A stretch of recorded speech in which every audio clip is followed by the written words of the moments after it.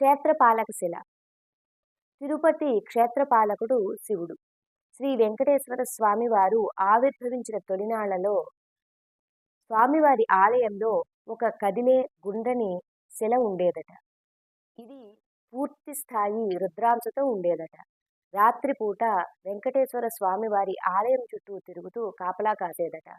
అర్చక స్వాములు తాళాలు రాత్రిపూట ఈ శిలపై ఉంచి ఉదయాన్నే వచ్చి తీసుకునేవారట. ఇలా ఒకనాడు స్వామివారి ఆలయం చుట్టూ తిరుగుతూ కాపలా కాస్తున్న ఈ క్షేత్రపాలక శిల కిందే అనుకోని కారణంతో ఒక బాలుడు పడి మరణించాడట.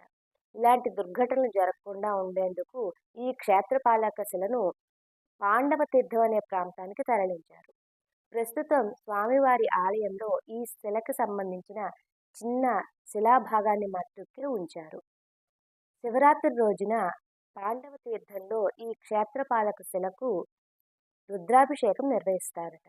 ఇలాంటి భక్తి విశేషాలకు లక్ష్మీ నికేతనం ఛానల్ని సబ్స్క్రైబ్ చేసుకోండి. లైక్ చేయండి, షేర్ చేయండి, కామెంట్ చేయండి.